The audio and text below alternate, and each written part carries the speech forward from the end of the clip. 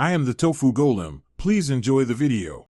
In this video, I will show you how to use a PS4 controller on Android for Genshin Impact.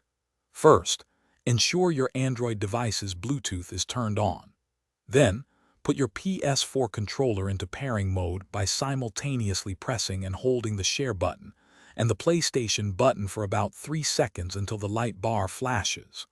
Finally, select Wireless Controller from the list of available devices on your Android phone or tablet. Once your controller is paired, open Genshin Impact.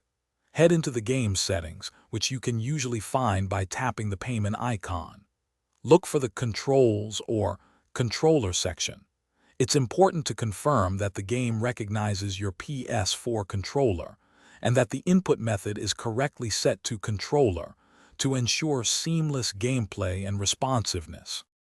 Genshin Impact allows for some customization of your controller layout.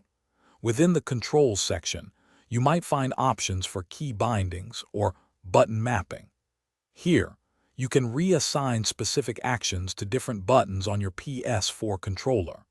Feel free to experiment and create a setup that feels most comfortable and intuitive for your unique playstyle. Then remember to save your changes.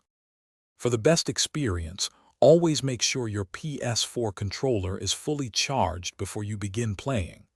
If you notice any input lag, try closing other applications running in the background on your Android device, as they can sometimes interfere. For extended play, a controller clip can greatly enhance comfort, allowing you to mount your phone directly onto the controller. Thanks for watching. Consider subscribing if we helped you today.